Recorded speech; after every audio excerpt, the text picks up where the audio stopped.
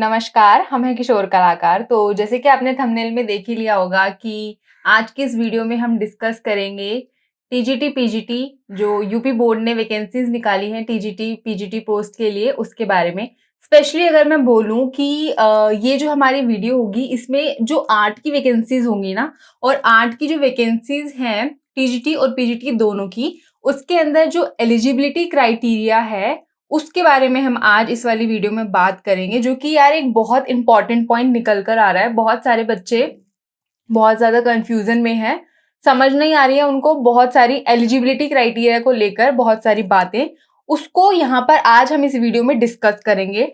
Point number 2, आज की इस वीडियो में हम एग्जाम पैटर्न को जानेंगे कि जो इनका एग्जाम है कितने नंबर का है, कैसे कैसे होगा, उसके बारे में थोड़ा सा देख लेंगे। इंटरव्यू होगा कि नहीं होगा वो भी हम जानेंगे इस वीडियो में। उसके अलावा मैं बात करूँ, पोस्ट हम देख लेंगे कि जो वैकेंसीज आई हैं टीजीटी जो पोस्ट है उसके लिए कितनी है, और जो पीजीटी के लिए है वो उसके लिए कितनी है। उसके अलावा हम इस वीडियो में ये भी जानेंगे कि जो इम्पोर्टेंट इंस्ट्रक्शंस इन्होंने दे रखे हैं अपने नोटिफिकेशन में वो कौन कौन से हैं, जो जब हम बोले कि एग्जाम के लिए जो हम अप्लाई करने वाले हैं, जो हम एग्जाम फॉर्म के लिए जो हम अप्लाई करेंगे, उसमें हमको वो सारी चीजें पता होनी चाहिए। तो चलिए वीडियो की शुरुआत करते हैं।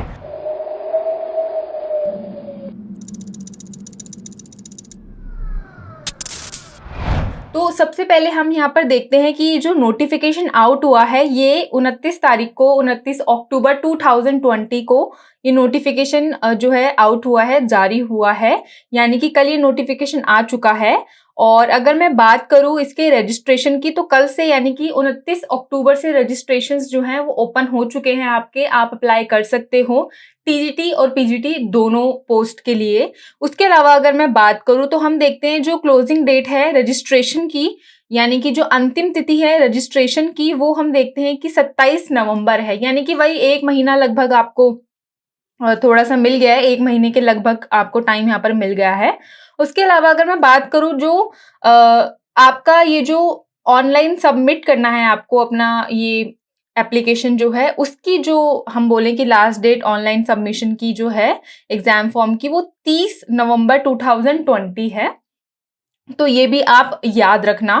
उसके अलावा हम देखते हैं कि इस बार जो वैकेंसी है, जो मतलब कि अगर मैं सबसे पहले फटाफट हम एलिजिबिलिटी जो क्राइटेरिया है इनका, उस पर फटाफट हम जाएंगे। तो हम यहाँ पर देखते हैं नंबर 1, जो इन्होंने टीजीटी पोस्ट की 8 पोस्ट मैं बता रही हूँ, यानी जो कला वर्ग है, जो हम देखते हैं कि जो टीजीटी 8 में इन्होंने बालक वर्ग में हम देखते हैं कि 710 सीट्स निकाली हैं।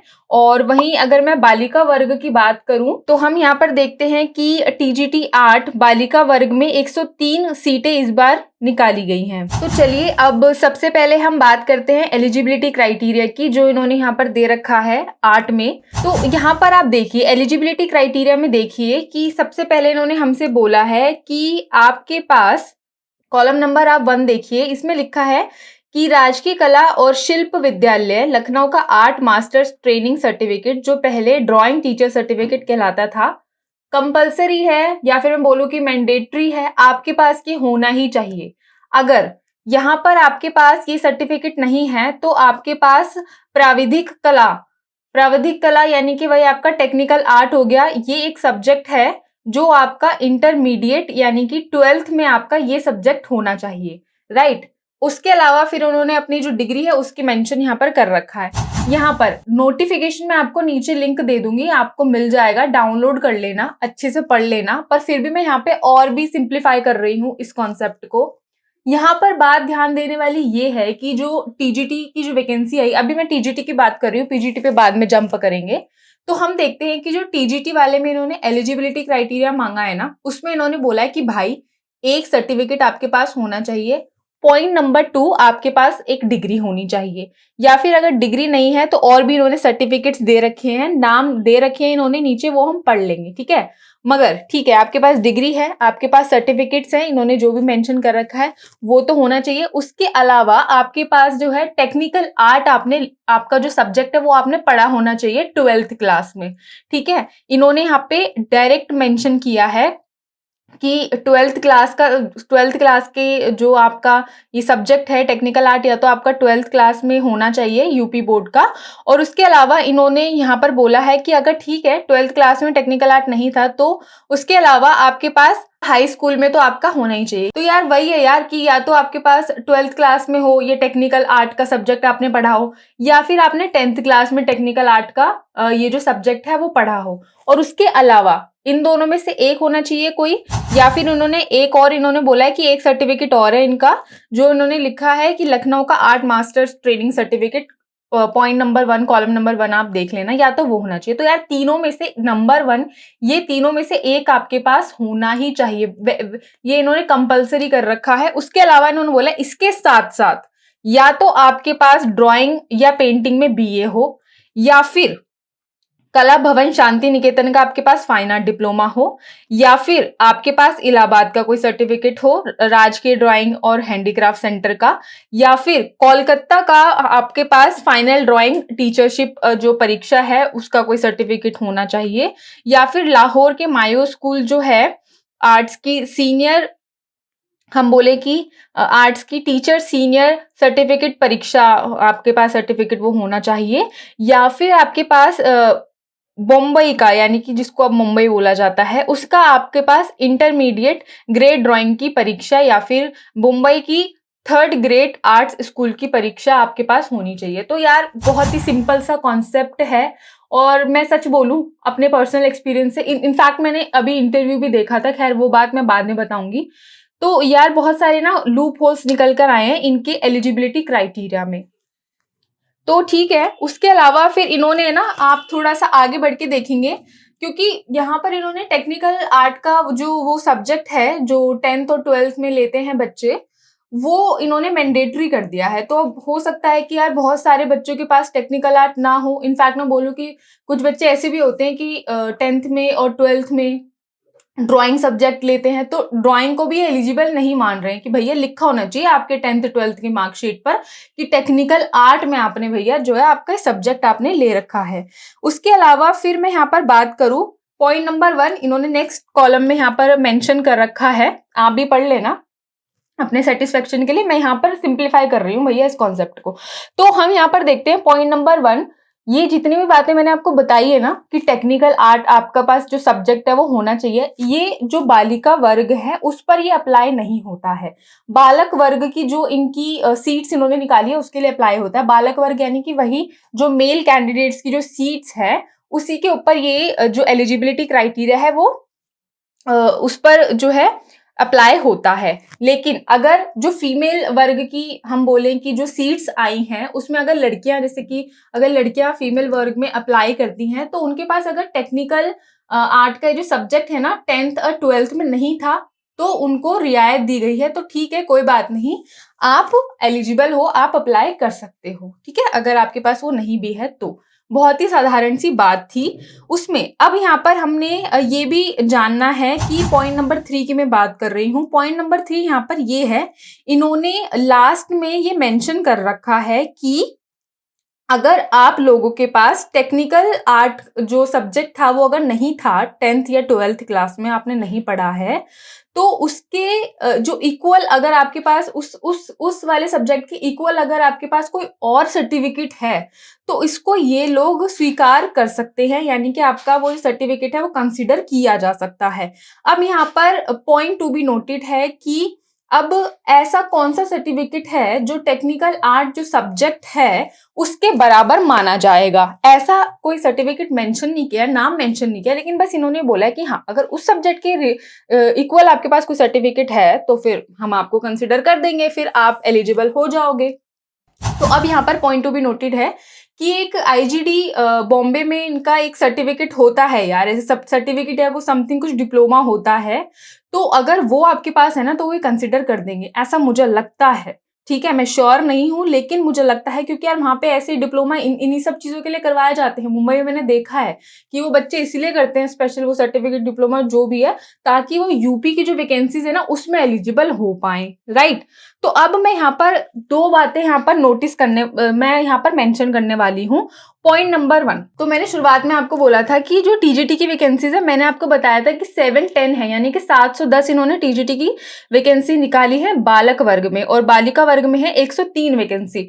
तो पॉइंट नंबर 1 ये है कि अब जो लड़कियां हैं, जो मतलब कि जो फीमेल कोटे की जो सीट्स हैं 103 है, अब बात सीधी सीधी है कि अब वो बोलेंगे कि भाई 103 सीट दिए इन्होंने तो फीमेल के कोटे में, और बॉयज के जो कोटा है, जो मेल्स का कोटा है, उसमें तो इतनी ज्यादा सीट दी है। तो मैं यहाँ पे बात मेंशन करना चाहती हूँ कि जो फीमेल्स हैं उनको कुछ रियायत भी मिली है, नोटिफिकेशन में मेंशन है, इसमें लिखा गया है इसके तहत कि मतलब कि अगर जो लड़कियां हैं, अगर वो चाहें तो या तो वो बालिका वर्ग में ही अप्लाई करें, ठीक है, अगर वो चाहे तो वो बालक वर्ग में भी अप्लाई कर सकती हैं, तो आप बालक वर्ग में भी अप्लाई कर सकते हो। यहाँ पर एक बात समझने वाली ये है कि अगर आप बालक वर्ग में अप्लाई करती हो ना, तो उसमें ये देखा जाएगा कि आपके पास जो टेक्निकल सब्जेक्ट है ना, फिर आपके पास भाई वो होना चाहिए टेक्निकल, जो जितनी भी इन्होंने मांगी है बालक वर्ग में, जितनी भी इन्होंने जो जो चीजें मांगी है वो सारी फिर आपके पास होनी चाहिए, फिर आपको रियायत नहीं मिलेगी, फिर आपको छूट नहीं मिलेगी, ठीक है। तो मैं तो यही आपको सजेस्ट करूंगी कि अगर आपके पास टेक्निकल आर्ट का नहीं है सब्जेक्ट, अगर आपके पास नहीं था, फीमेल कैंडिडेट हो,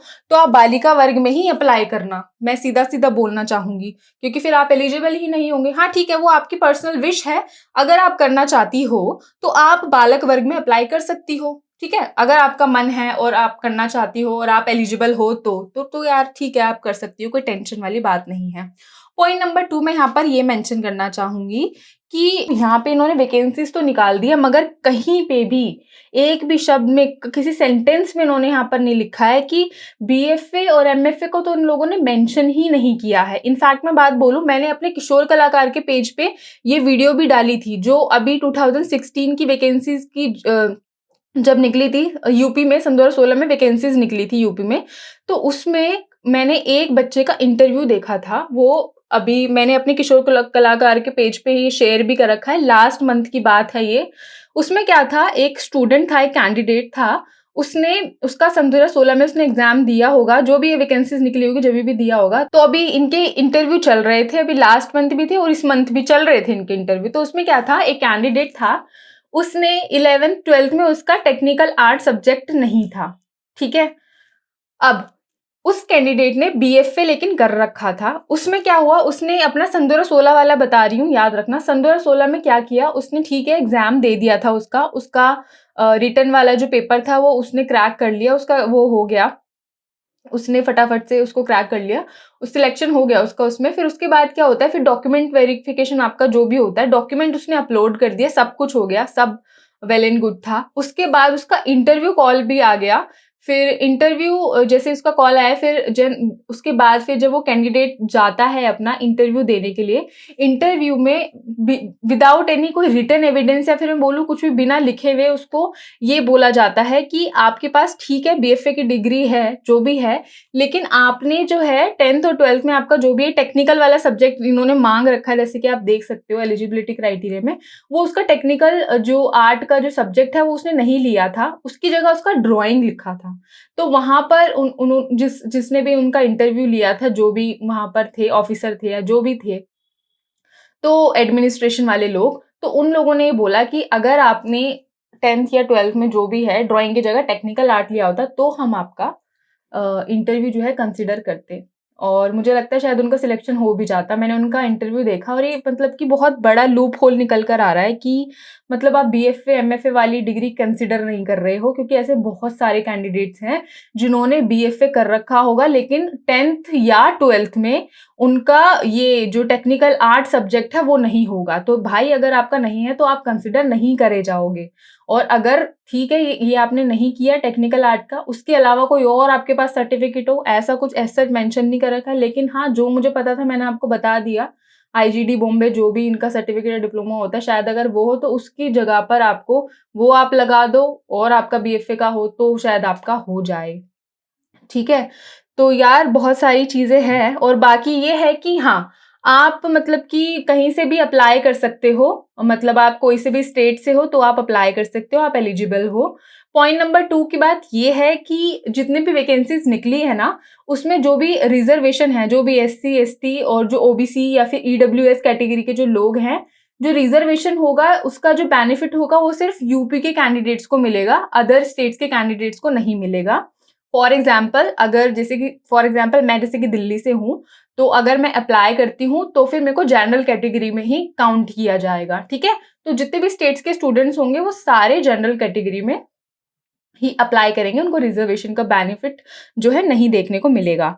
उसके अलावा अगर मैं बात करूं, उसके अलावा हम देखते हैं कि जितना भी मैंने आपको बताया है ना, जितना भी सारा जो भी इनका प्रोटोकॉल है, जो भी प्रोसीजर है, जो भी एलिजिबिलिटी क्राइटेरिया है टीजीटी वालों का, सेम क्राइटेरिया जो है पीजीटी, जो हमारे जो पीजीटी पोस्ट है उस पर भी अप्लाई होता है। फर्क सिर्फ इतना है कि नंबर 1 जो आपका टीजीटी है, टीजीटी में आपका सिर्फ जो हम बोले कि ग्रेजुएशन इन ये लोग मांग रहे हैं। उसके अलावा हम देखते हैं कि जो पीजीटी है, पीजीटी में आपका पोस्ट ग्रेजुएशन होगा, ठीक है, तो ही आप एलिजिबल होंगे। इन सारी चीजों का तो ये तो सारा होना ही चाहिए। उसके अलावा आपके पास मास्टर्स डिग्री भी होनी चाहिए पीजीटी में। और एक फर्क और है कि जो पीजीटी है, पीजीटी में आपका इंटरव्यू होगा, लेकिन जो टीजीटी वाली वैकेंसी है, टीजीटी में आपका इंटरव्यू नहीं होगा। टीजीटी में सिर्फ आपका एक एग्जाम होगा, और अगर आप क्वालिफाई कर लेते हो या जो भी है मेरिट पे, अगर मेरिट के बेस पे ही होगा वैसे तो सिलेक्शन, तो ठीक है, अगर आप मेरिट में आपका नाम आ जाता है तो मेरिट के बेस पर आपका फटाफट से जो है सिलेक्शन हो जाएगा, आप हो जाओगे सिलेक्ट।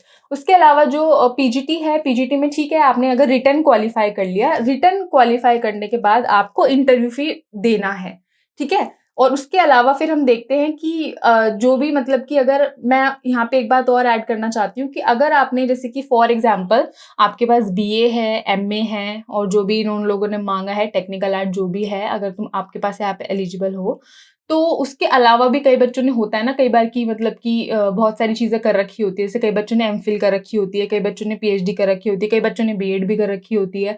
तो ये जितनी भी आपकी स्पेशल मैं बोलूँ कि स्पेशल एबिलिटीज़ हो गई, या फिर जो भी आपके पास एक्स्ट्रा सर्टिफिकेट्स वगैरह हो गए, तो ये भी इसके भी ना नंबर मिलेंगे आपको पीजीटी में, ठीक है। तो ये भी आपके लिए एक बेनिफिट हो गया, ठीक है। तो एलिजिबल तो हो ही आप, लेकिन उसके अलावा भी ठीक है, ये सब चीज़ें भी हैं, बीएड वगैरह भी तुम्हारे पास हैं और एमफिल भी है, तो ठीक है, उसके भी एडिशनल नंबर आपको मिल जाएंगे, ठीक है। तो थोड़ा सा क्या क्या इनकी वेटेज है थोड़ी देर में जान लेंगे, पर पहले भी मैं टीजीटी का अच्छे से कंपाइल कर दूं आपको। तो बस यही था, दोनों का सेम है, बस पीजीटी वाले में इंटरव्यू होगा और टीजीटी वाले में नहीं होगा। बहुत ही साधारण आंसर था इसका, ठीक है। उसके अलावा अगर मैं यहाँ पे एग्जाम पैटर्न की बात करूँ टीजीटी पोस्ट के लिए, तो ध्यान से सुनना है, यहाँ पर समझने वाली बात है। आपका 500 नंबर का ये एक पेपर ले रहे हैं।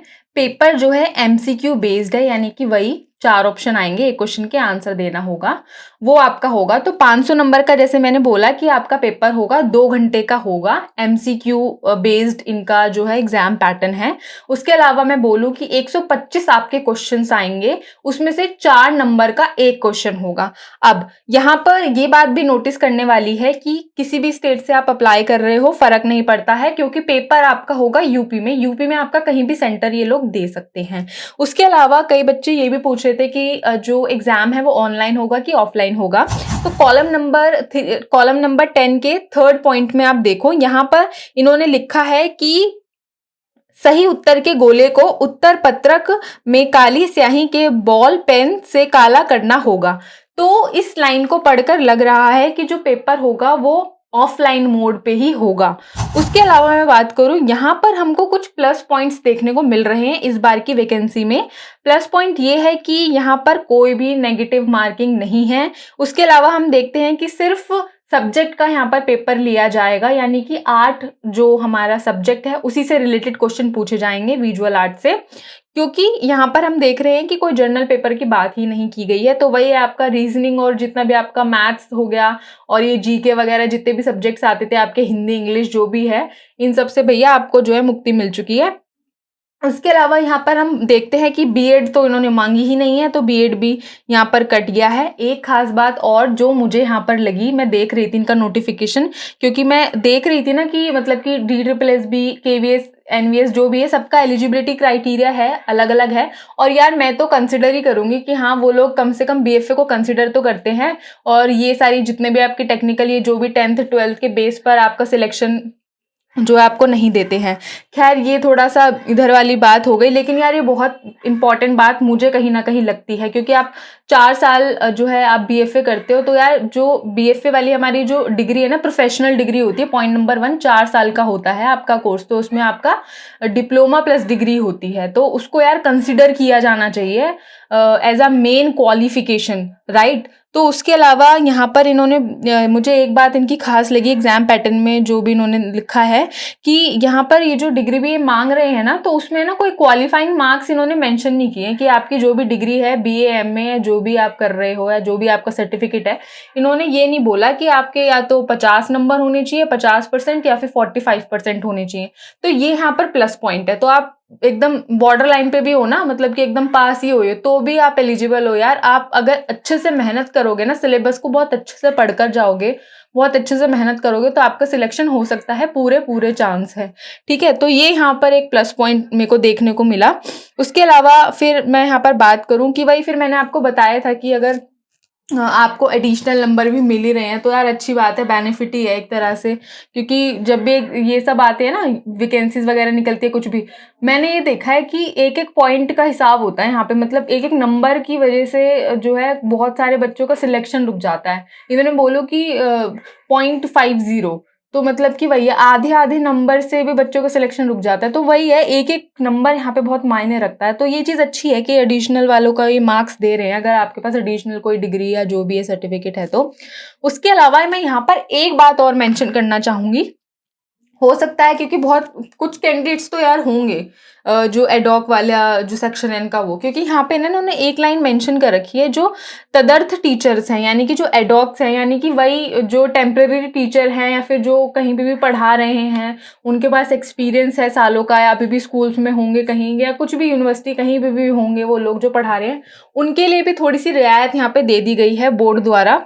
बोर्ड ने बोला है कि इनका जो एग्जाम होगा ना, वो 465 मार्क्स का होगा, यानी कि 465 मार्क्स का होगा। उसमें हम देखेंगे कि ठीक है, 465 का तो ये रिटर्न ले रहे हैं, उसके अलावा जो 35 मार्क्स आपके बचे टोटल 500 में से, 35 मार्क्स में ये आपके नंबर देंगे आपका जो जॉब एक्सपीरियंस है उसके बेस्ड पर, कि आपने कितने साल जो भी है काम किया है, उसके हिसाब से ये आपको दे देंगे, मार्क्स आपके ऐड कर देंगे। तो ये मुझे लगा कि थोड़ा सा मैं बता देती हूँ, क्योंकि ये जो तदर्थ टीचर है, मैंने स्पेशली इसको देखा था कि यार तदर्थ, क्योंकि सारा नोटिफिकेशन उन्होंने हिंदी में दे रखा है, तो मैं सोच रही थी, मैं यार ये क्या है तदर्थ टीचर। तो ठीक है, फाइनली मुझे मिल गया।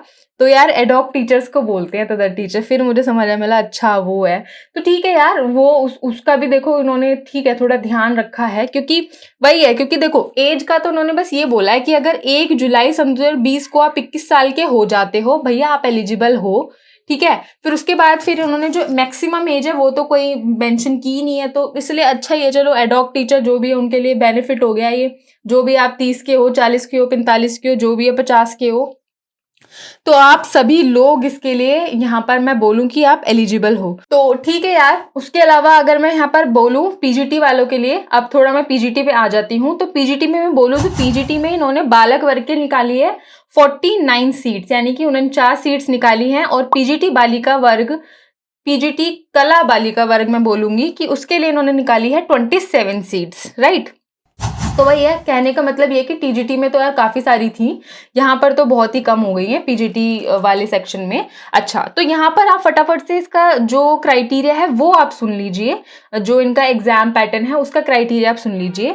यहाँ पर इन्होंने बोला है कि जो पीजीटी वाले स्टूडेंट्स हैं ना, पीजीटी वाले स्टूडेंट्स की जो वेटेज होगी, यानी कि 85 वेटेज आपको दी जाएगी आपके एग्जाम को, उसके अलावा 10% वेटेज आपको दी जाएगी आपके इंटरव्यू को, और 5% वेटेज आपको दी जाएगी स्पेशल एबिलिटीज को। ठीक है, तो यही है, मैं वही आपको बता रही थी ना कि आपके मार्क्स भी काउंट होंगे, अगर आपने एमफिल पीएचडी वगैरह कुछ किया हो तो 5% मार्क्स आपके उसके काउंट हो जाएंगे। तो वही है, फिर इंटरव्यू भी होगा आपका, तो ठीक है तैयारी कर लेना। बाकी सारी चीज़ें सिमिलर हैं, जो पहले मैंने बताई है एलिजिबिलिटी क्राइटेरिया की, वो सारी सिमिलर हैं। इसमें बस आपको पीजीटी के लिए और मास्टर्स भी होनी चाहिए, और मास्टर्स के साथ साथ आपका यहाँ पे इंटरव्यू भी होगा। तो ये बहुत ही आसान था, तो इसमें तो ज़्यादा कन्फ्यूज़न की कोई बात नहीं है। और उसके अलावा अगर मैं बोलूँ, मैं यहाँ पर है ना 2-4 पॉइंट और मेंशन कर रही हूँ, क्योंकि यार मुझे लगता है कि वो आपके लिए जान लेना बहुत ज़्यादा ज़रूरी है।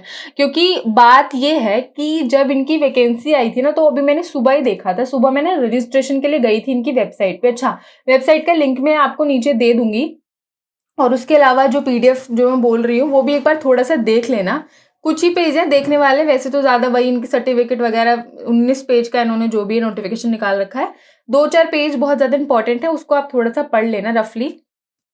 सारा तो इतना ज़रूरत भी नहीं है, इतना हमको कुछ ज़्यादा देखना नहीं है।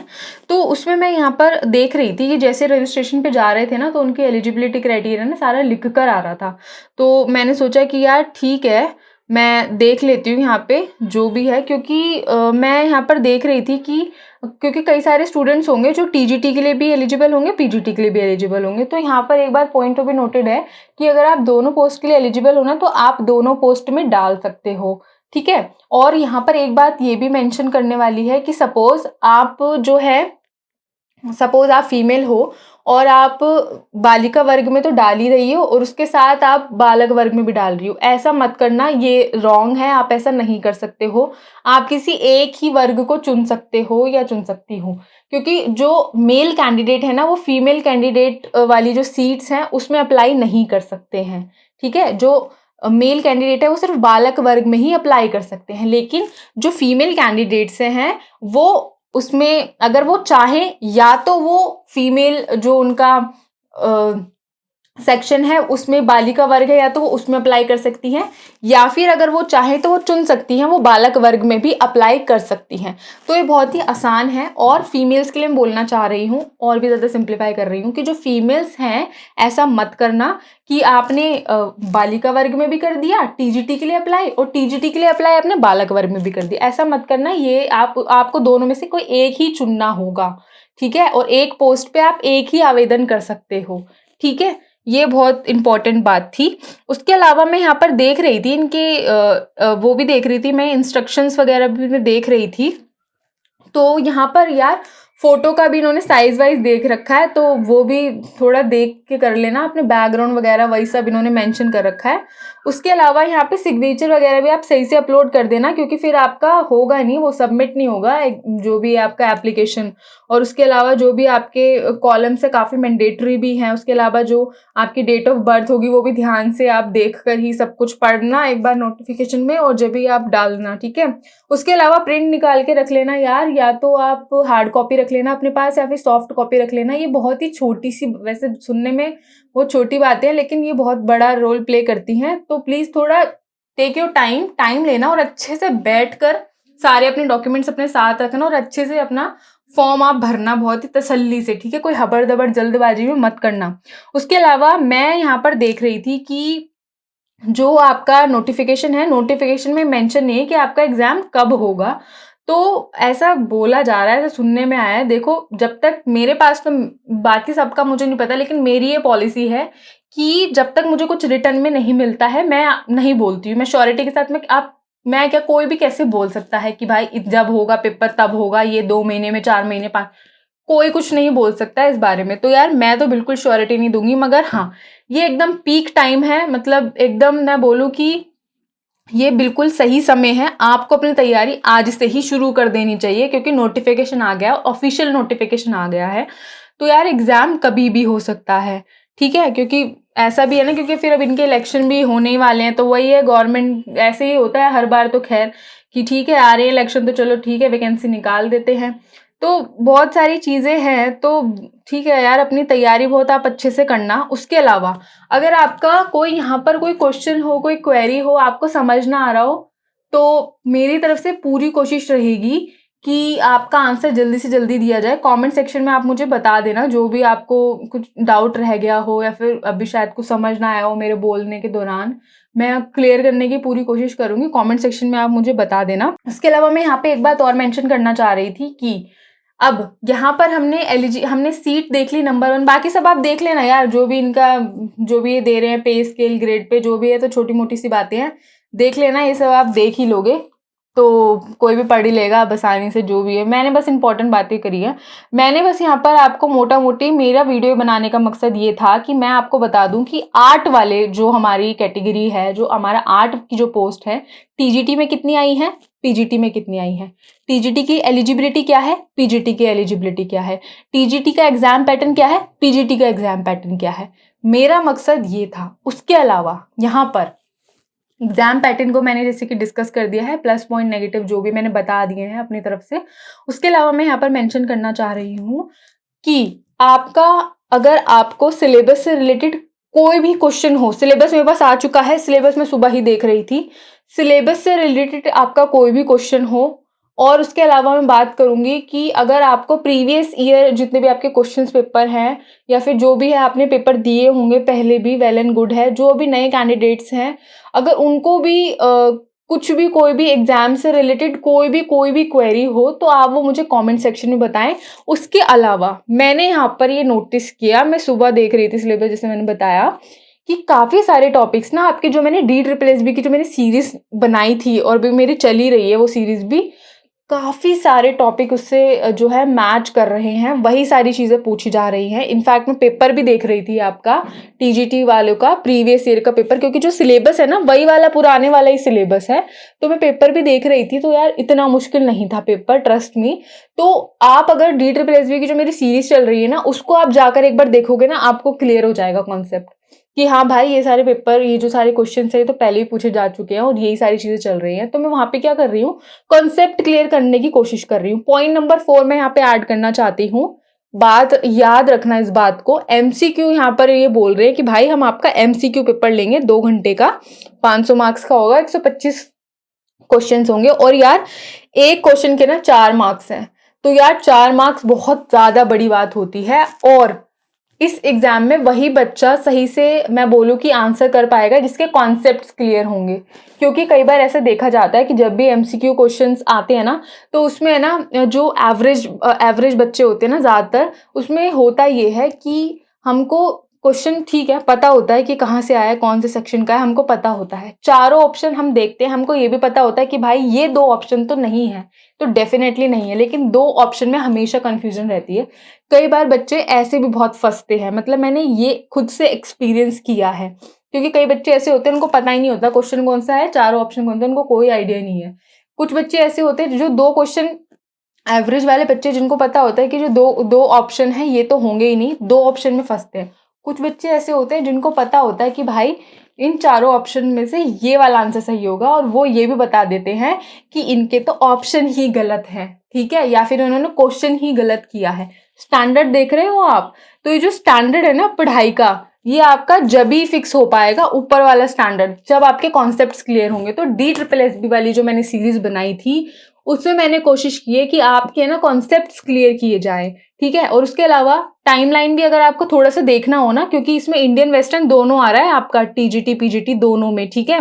तो टाइमलाइन अगर आपको देखनी हो, मेरी BFA वाली सीरीज भी देख सकते हो। उसके अलावा कोई भी भाई क्वेश्चन हो आपका, कुछ भी हो, एग्जाम से रिलेटेड कोई भी क्वेश्चन हो, और जितनी चीजें मैंने आज यहाँ पर डिस्कस की है उससे रिलेटेड भी कोई क्वेश्चन हो, please do let me know in the comment section below. जितने भी सारी चीजें होंगी, जितना मुझे पता होगा और जितनी जल्दी मैं आंसर कर पाऊँ अपनी तरफ से मैं पूरी कोशिश करूंगी। और ठीक है यार, मैं तो बस यही बोलूंगी कि तसल्ली से अपना ये भर दो एग्जाम फॉर्म, जो भी एप्लीकेशन है ये आप भर दो, और उसके बाद फिर आप ना जल्दी से अपनी तैयारी में लग जाओ, ठीक है। तो बस यही था आज की इस वीडियो में। और हाँ, यहाँ पर मैं एक बात और मेंशन करना चाह रही हूँ कि इन लोगों ने ना, ये भी एक बहुत पॉइंट टू बी नोटेड है, कई बच्चे ये भी पूछ रहे थे कि मैम हमें ना फाइनल ईयर में है, ठीक है, BA के फाइनल ईयर में है या जो भी है, MA के फाइनल ईयर में है, और अभी तक उनकी मार्कशीट्स आई नहीं है कुछ स्टूडेंट्स की। तो मैंने काफ़ी सारी चीज़ें मैंने देखा, तो फिर मैं यहाँ पर मेंशन करना चाहती हूँ कि तो इन लोगों का जो रजिस्ट्रेशन है ना, इन्होंने बोला कि यार 27 नवंबर तक आप रजिस्ट्रेशन कर देना और अपना जो भी है फीस वीस भर देना 27 तारीख तक, ठीक है। और जो सबमिशन है वो 30 नवंबर तक है, यानी कि वही है कि आपका ये जितना भी जो भी है, ये आपका ये 27-30 तक जो भी है यार, आपके पास सारा ओरिजिनल होना चाहिए आपके पास, या तो सॉफ्ट कॉपी में हो या फिर हार्ड कॉपी में हो।